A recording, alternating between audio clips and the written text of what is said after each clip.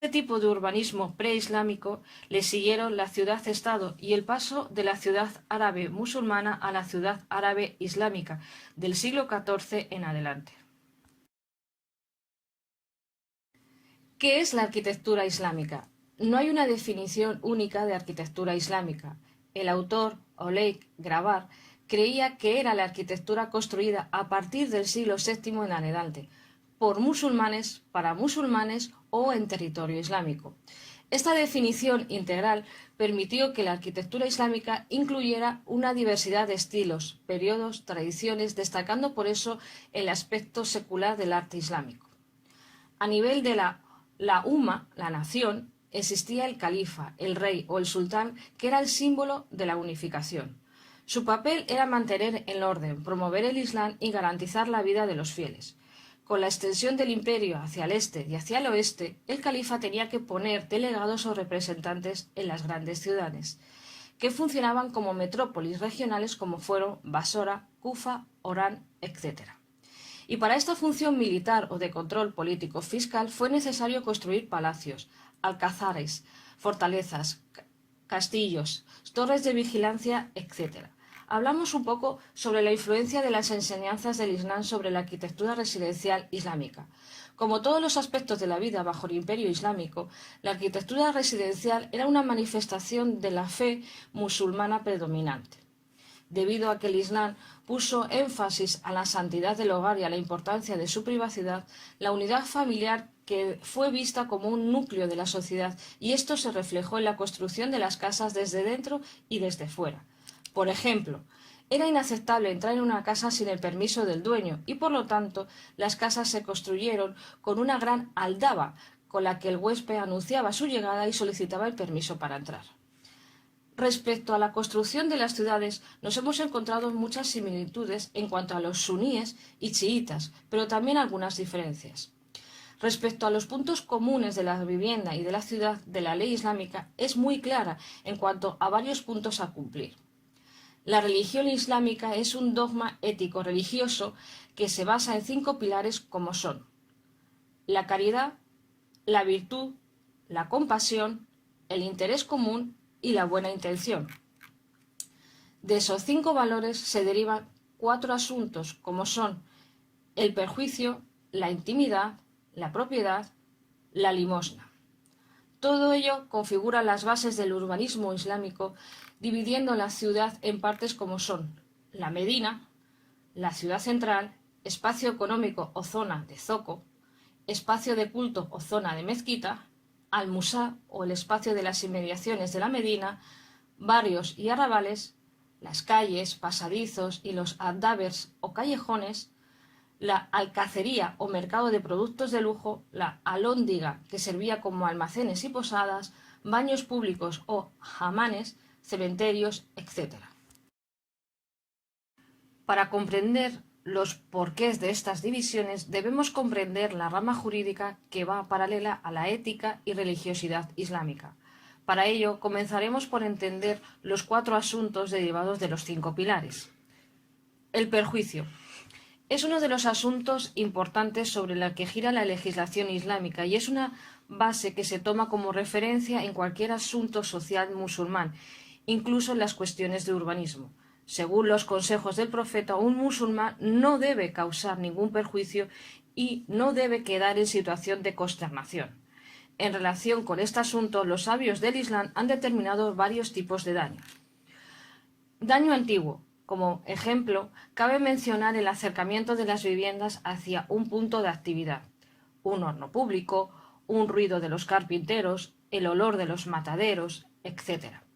Los habitantes deben tener en cuenta las malas consecuencias que puede producir. Daño reciente.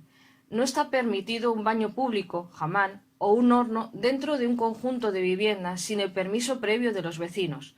La solución para descartar el daño es levantar la chimenea a lo más alto o buscar una solución para reducir el riesgo del daño. Si hay 2 tipos de daños, uno grave y otro leve, si no hay manera de descartar los 2 a la vez, el musulmán debe apartar primero y soportar el segundo. Si hay 2 tipos de daños, uno público y otro privado, siempre hay que soportar el daño privado, Por ejemplo, si unos vecinos tienen que pasar por un largo y peligroso camino para llegar a la mezquita o al zoco y existe una posibilidad de abrir una vía en un solar privado no explotado, el propietario de este solar debe venderlo a la comunidad musulmana o permitir el paso. Apartar un daño. No se puede apartar un daño con otro. Descartar el daño. Hay que descartar el daño según la capacidad y la posibilidad del musulmán en función de los puntos anteriores. La intimidad. El tema de este asunto se refleja en la forma física de la ciudad y en varios sentidos como son. Primero, la altura máxima de los edificios debe estar relativamente unificada para que ninguno pueda invadir la intimidad de su vecino. Segundo, se recomienda no abrir grandes ventanas que den a la calle y evitar la colocación de las puertas de las casas una enfrente de la otra. Tercero, para cualquier vivienda es importante tener un patio. Cuarto, son posible la existencia de calles cerradas, tortuosas y estrechas para garantizar la privacidad y la intimidad. En este contexto canónico y cultural que rodea al musulmán hay que entender la estructura física y la tipología de la ciudad musulmana tradicional. La propiedad. La propiedad en el Islam ayuda a explicar mejor la situación de la ciudad islámica y tiene mucho que ver con su trazado físico. Por ejemplo, los ulemas. Estos son una comunidad de estudiosos del Islam y de la Sharia. El término significa literalmente los que tienen conocimiento o los que saben. Han permitido la obtención de suelo mediante lo que se denomina la ocupación. Esta actitud fue el factor principal y origen de varias propiedades, pero siempre y cuando se cumplan las siguientes condiciones. Primero, que el terreno esté libre y sin propietario. Segundo, que exista la necesidad de una vivienda o trabajo. Tercero, que exista la capacidad física para explotarlo. Esta manera de apoderarse de las tierras se llamaba la vivificación de tierras muertas. Conseguir una parcela de terreno fue refrendada por muchos dichos de Mahoma: quien vivifica una tierra será suya. Así, los musulmanes encontraron la forma adecuada para el reparto de esas tierras y parcelarlas. Las calles, las plazas, andavers y pasadizos son las tierras muertas que no han sido vivificadas, pero que debido al interés común que representaban, se quedan en propiedad de la comunidad musulmana. La limosna. Para un neófito en temas jurídicos y en temas musulmanes, llama la atención entender que la limosna tenga mucho que ver con la ley de herencia. El traspaso, la venta y el reparto de bienes entre los socios son otros factores que explican las diferentes fases de la transferencia y repartición de los inmuebles.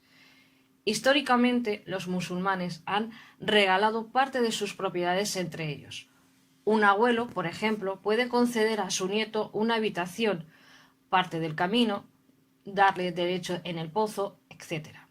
Estos tipos de traspaso de las propiedades de unos a otros fueron corrientes entre los musulmanes para demostrar la generosidad, la caridad, la felicidad y, más bien, fueron un símbolo de amor que debía de existir entre los fieles. Según un dicho de Mahoma, al intercambiar los regalos se instala el amor entre vosotros y reúne la esencia de los 5 pilares del urbanismo islámico que se mencionaron anteriormente.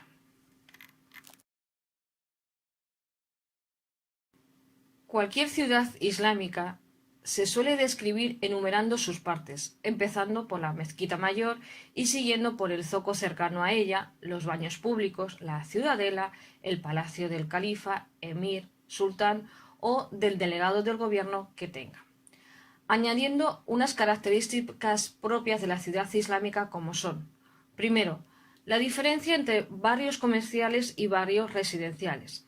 Segundo, la segregación de barrios residenciales de acuerdo con el factor étnico.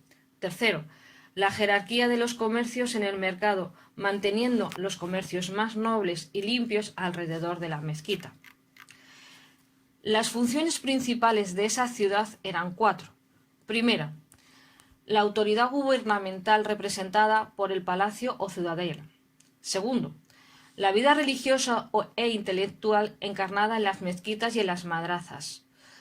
Tercero, la vida comercial tuvo lugar en las tiendas, zocos, mercados y en las alcacerías. Y cuarto, la función residencial en los barrios.